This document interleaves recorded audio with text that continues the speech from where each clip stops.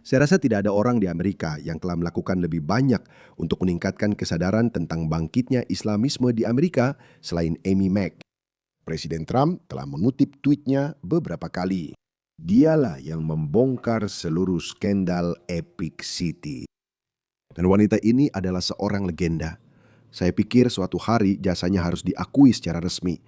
Dan saya sangat senang bahwa suaranya benar-benar didengar luas di seluruh Amerika Serikat. Jadi dia baru saja berbicara, dia baru saja memberikan kesaksian di Kongres. Mari kita dengarkan, ini adalah Amy Mack. Dia baru saja menghantam Islam di Kongres. Anggota Kongres yang terhormat, nama saya Amy McAlber. Saya pendiri Rare Foundation USA. Saya hadir di hadapan Anda hari ini karena cinta yang mendalam terhadap negara ini dan dengan pengorbanan pribadi yang besar. Selama 15 tahun, saya telah mendokumentasikan serangan Islam terhadap Eropa dan perluasannya yang berbahaya di Amerika. Karena membela nilai-nilai Barat, Islam, dan sekutu sayap kirinya menargetkan keluarga saya untuk dihancurkan. Mereka membuntuti kami, menyerang karir orang-orang yang saya cintai, dan mengirimkan ancaman pembunuhan. Sekarang saya bepergian dengan pengamanan bersenjata. Jalan-jalan sederhana, pergi ke toko, membuka pintu rumah saya. Tidak ada lagi yang aman. Islam telah merenggut semua itu dari saya. Namun, bagian tersulit dari perjuangan ini adalah melihat teman-teman saya kehilangan nyawa. Pada tanggal 29 Januari 2025, teman saya Salwan Momika,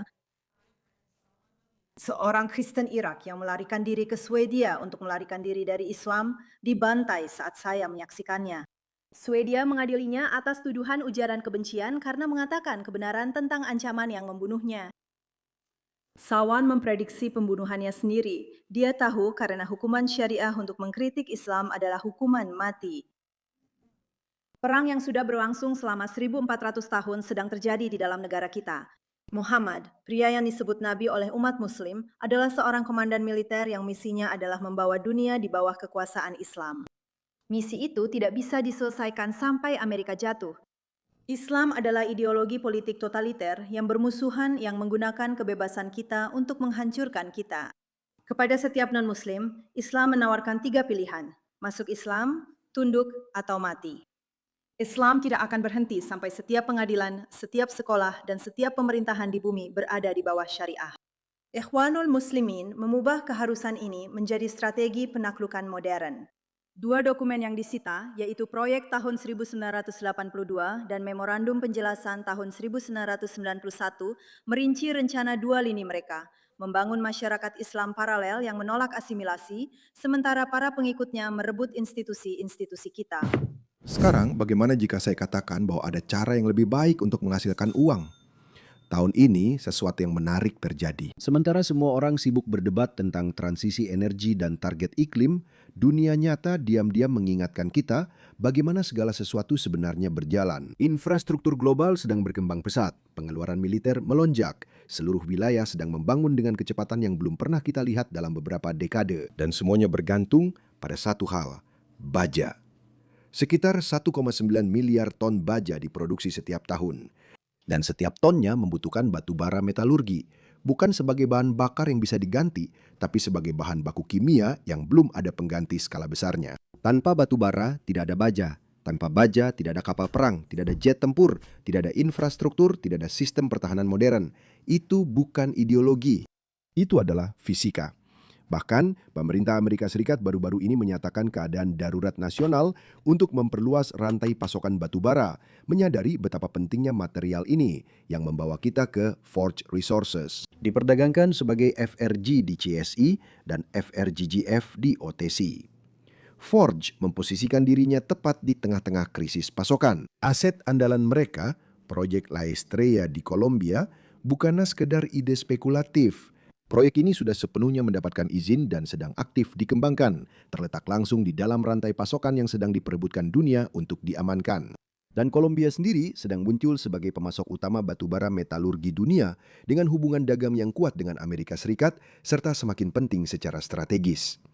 Sementara itu, harga-harga juga menunjukkan hal yang sama. Batubara metalurgi telah mendekati harga $240 per ton pada tahun 2026. Itu bukan lonjakan acak. Itu adalah reaksi pasar terhadap kekurangan struktural. Inilah kenyataan yang sering dilewatkan banyak orang. Pendorong terbesar saat ini bukanlah permintaan, Yang menjadi masalah adalah kurangnya pasokan baru. Dan ketika pasokan menjadi ketat pada sesuatu yang sangat penting seperti ini, perusahaan yang sudah memposisikan diri sejak awal biasanya akan mendapatkan keuntungan paling besar. Itulah bidang yang sedang dijalankan oleh Forge Resources. Jika Anda ingin memahami kemana arah tren baja, keamanan energi, dan pertahanan global, ada baiknya Anda melihatnya lebih dekat. Cek tautan di deskripsi untuk mempelajari lebih lanjut tentang Forge Resources dan apapun yang sedang mereka bangun. Sekarang, mari kita kembali ke videonya. Dia tidak mengada-ada. Biar saya putarkan satu video lagi untuk Anda, supaya Anda paham, karena banyak orang, Anda tahu, banyak sekali orang menonton video saya, jadi mungkin ada yang menontonnya untuk pertama kali. Oleh karena itu, penting bagi Anda untuk benar-benar memahami apa yang dia katakan. Dengarkan Muslim di Amerika ini yang secara terbuka mengatakan hal seperti ini. Misi hidupnya adalah melawan pemerintah Amerika Serikat, tentara Amerika Serikat, dan ICE sampai napas terakhirnya. Mereka mengatakannya secara terbuka, mereka menyiarkannya. Sebagai seorang Muslim, tanggapan saya terhadap semua ini adalah lakukan yang paling buruk sekalipun. Saya tidak takut. Karena meskipun tubuh ini hancur, roh di dalamnya tidak bisa kalian jangkau. Dan itu akan terus berlanjut dan Allah akan menggantikan kalian. Apakah saya melihatnya atau tidak, itu tidak penting. Tapi saya tidak takut. Saya tidak takut pada pemerintah Amerika Serikat. Saya tidak takut pada tentara Amerika Serikat. Saya tidak takut pada ICE. Saya tidak takut pada apapun yang mereka kendalikan. Bukan hanya saya tidak takut, tapi itu adalah misi hidup saya untuk melawan semua yang disebutkan di atas. Cerdas, itu adalah perlawanan terhadap semua yang disebutkan di atas. Kamu memberitahuku kenapa? Kenapa?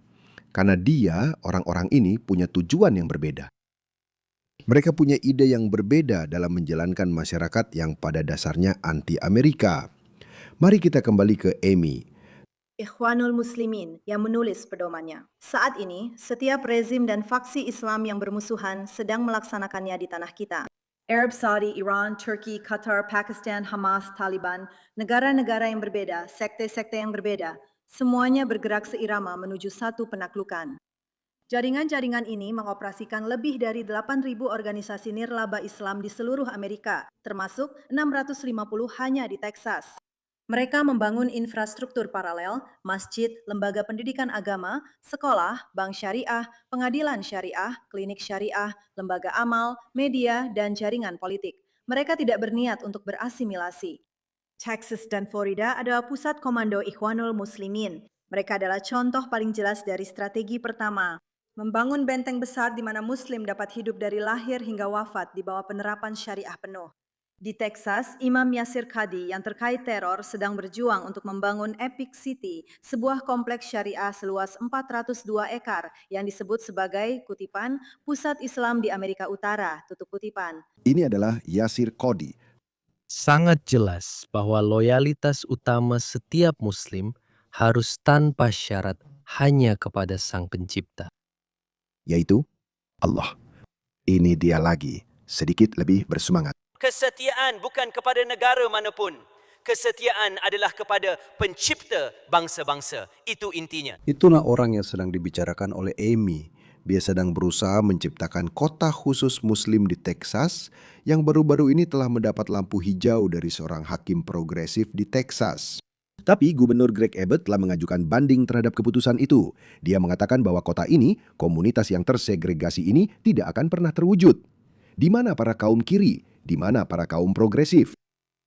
Mereka dulu menentang segregasi dan sekarang mereka mendukung orang-orang ini. Hakim yang melakukannya, dia memberikan lampu hijau. Dia jelas seorang kiri progresif. Haiti, sebuah kompleks syariah senilai 80 juta dolar sedang dibangun di bawah kendali Main Al-Qaeda, seorang anggota Ikhwanul Muslimin yang keluarganya adalah teroris terkemuka di Yordania. Hamad Ghazali, yang disebutkan dalam memorandum tahun 1991 merekrut orang Amerika untuk Al-Qaeda. Saat ini dia menulis kurikulum untuk anak-anak sekolah Islam di seluruh Amerika Utara. Wajib pajak Texas dapat mendanainya melalui voucher sekolah. Di seluruh Amerika, Ikhwanul Muslimin membeli gereja-gereja dan mengubahnya menjadi masjid. Sebuah sekolah di Lubbock menjadi masjid Ikhwanul Muslimin dalam 45 hari. Di Dallas, 2 imam yang mengajarkan pemotongan tangan, hubungan seks dengan tawanan, dan rajam bagi pezina sedang menggugat untuk mengambil alih sebuah gereja mega church Kristen. Garland, Texas menjadi markas pusat jaringan jihadis Pakistan di Amerika Serikat yang melatih ratusan teroris, termasuk pembunuh anggota Garda Nasional West Virginia baru-baru ini.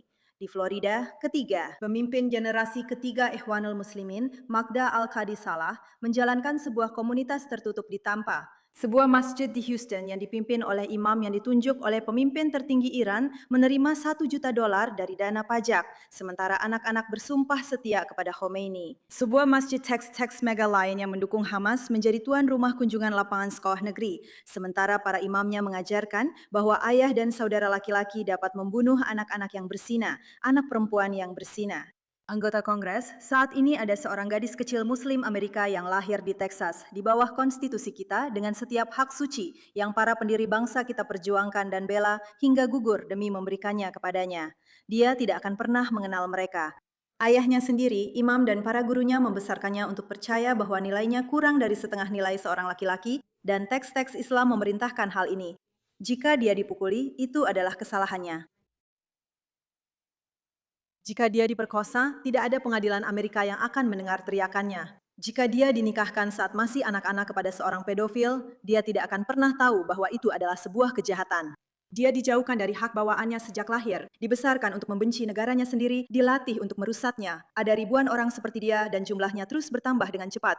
Strategi kedua dari perang ini adalah merebut institusi dan budaya kita dari dalam.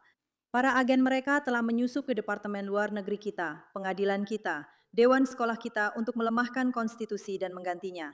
Hamas yang beroperasi dengan nama CARE telah melatih 50.000 pengacara. Mereka membanggakan hal ini. Jurnalis, pembuat film, influencer untuk menanamkan Islam dan menulis ulang sejarah kita. Ketika kita keberatan, mereka berteriak Islamofobia. Super PAC mereka membanjiri pemilu kita, penggerakan pemilih yang dijalankan masjid. Di samping saya ada Marco Hunter Lopez yang berusia 15 tahun. Dia akan memberitahu Anda bagaimana Ikhwanul Muslimin yang didirikan di Texas pada bulan Juni oleh ayah Yasser Qadi menargetkan anak-anak Texas karena berani berbicara. Keselamatan Marco terancam. Para pemimpin negara kita telah mengecewakan anak-anak kita. Anggota Kongres, rakyat Amerika sudah sadar. Washington belum.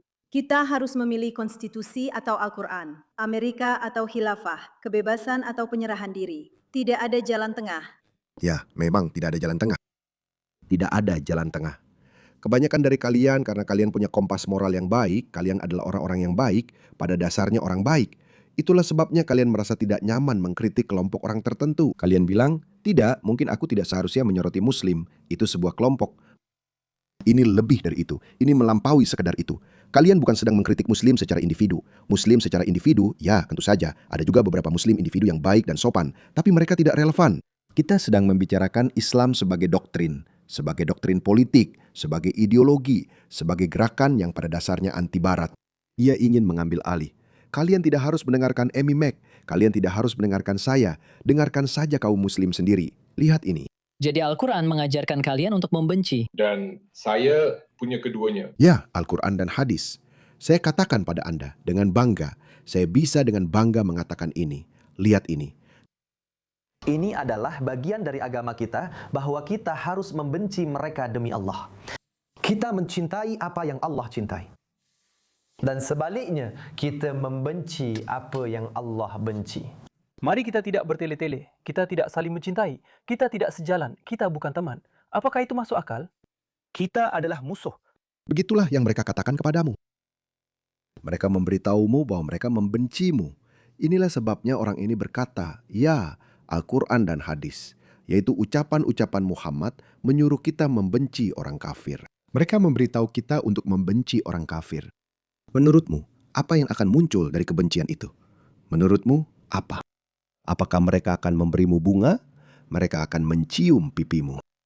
Tidak, mereka akan memberimu dua pilihan, masuk agama mereka atau mati. Ya, Al-Quran memang memuat banyak ayat tentang membunuh orang Yahudi dan memperbudak orang Yahudi. Dan kamu tahu, membunuh orang kafir. Menurutmu itu tidak apa-apa? Itu tidak apa-apa, tentu saja kamu harus membencinya. Kamu siapa manajernya? Bagaimana bisa itu disebut agama damai, bro? Bukan. Tidak masalah apakah menurutmu itu damai atau tidak. Kami tidak peduli tentang itu. Pendapat orang-orang kafir tidak pernah penting.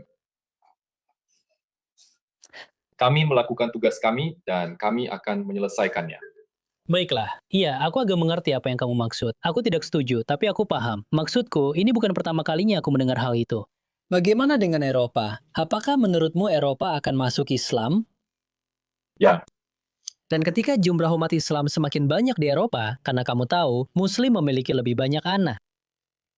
Ya. Apa yang akan terjadi pada orang Eropa, misalnya orang Jerman? Ketika Muslim menjadi 50% dari populasi Jerman, apa yang akan terjadi nanti? Tidak perlu sampai 50%, teman-teman.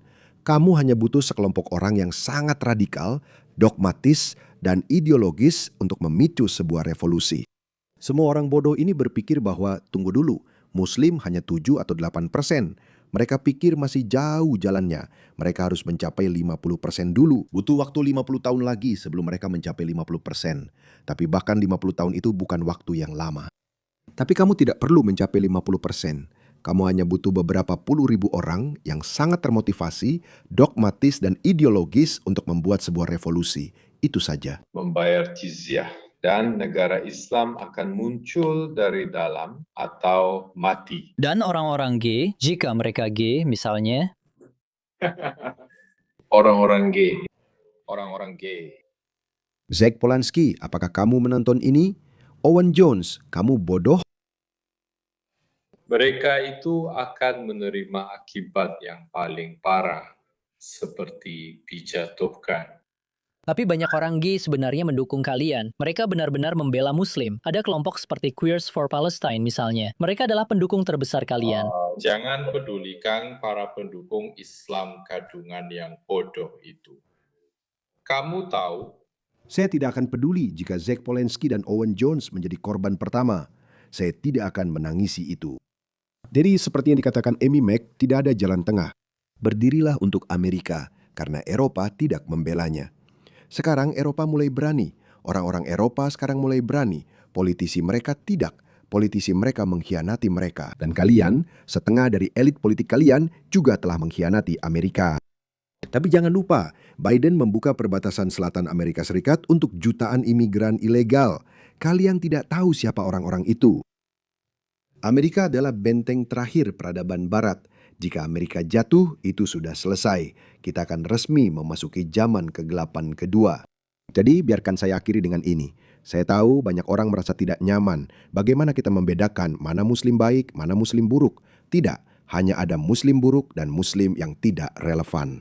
Saya tidak mengatakan setiap Muslim bermimpi untuk menguasai Barat. Saya tidak mengatakan itu. Tapi mereka tidak relevan. Saya selalu memberikan contoh ini. Hanya 25% dari populasi Jerman yang memilih Hitler. Hanya 25%. Apa yang terjadi dengan 75% sisanya? Mereka tidak memilih dia. Kamu tahu, sebenarnya ada 50 rencana untuk membunuh Hitler. Tidak satu pun yang berhasil. Satu orang hampir berhasil. Tapi apa yang terjadi pada mereka? Tidak ada. Mereka menjadi tidak relevan. Wanita-wanita mereka diperkosa oleh tentara merah. Rumah-rumah mereka dibom oleh sekutu. Itu memang terjadi. 75% rakyat Jerman yang tidak memilih Hitler, mereka tetap diserang, mereka tetap dibom, karena mereka menjadi tidak relevan.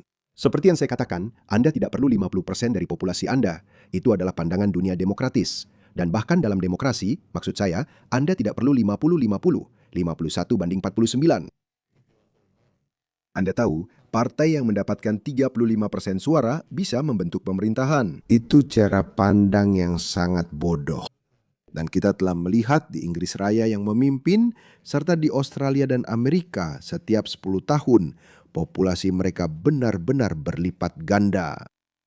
Mereka naik dari 2 jadi 4, 4 jadi 8, 8 jadi 16. Kamu tahu kenapa itu terjadi? Dan para pembayar pajak kita yang malah harus menanggung biayanya. Lihat ini. Ini adalah Belanda. Orang-orang Belanda bekerja dari jam 9 sampai jam 5. Mereka bekerja keras. Mereka membayar pajak. Karena Eropa benar-benar suka memungut pajak dari rakyatnya untuk orang-orang ini. Yang tidak memberikan apa-apa. Yang tidak memberi kontribusi apapun. Mereka punya anak dengan biaya kalian. Dan hal yang sama juga terjadi di Amerika. Amerika jauh lebih besar, jadi kalian mungkin belum merasakan dampaknya, tapi itu sedang terjadi. Kalian melihat apa yang terjadi, kalian melihat apa yang dilakukan orang-orang Somalia di Minnesota. Ada orang-orang Timur Tengah yang melakukan penipuan serupa di Australia. Saya tidak percaya bahwa ini terjadi secara alami. Dulu saya percaya mungkin ini terjadi secara alami. Saya tidak percaya ini terjadi secara alami ini. Suatu hari kebenaran akan muncul ke permukaan dan kita akan, beberapa orang akan benar-benar tercengang. Saya bahkan sudah tidak percaya lagi. Saya pikir ini dilakukan, ini memang sengaja dilakukan. Jadi tolong Amerika, tidak ada negara barat yang seharusnya jatuh ke tangan Islam. Jika ada negara yang kemungkinan akan jatuh, itu adalah Inggris. Perdana Menteri kita yang berkhianat, Anthony Albanese, sedang menjual Australia. Itu membuat hati saya hancur. Tapi masih ada sedikit harapan. Selama Paman Sam masih bertahan, kita bisa diselamatkan. Kita bisa dibebaskan. Bahkan jika Inggris jatuh ke tangan Islam, saya pikir selama Amerika masih bertahan, Inggris bisa dibebaskan.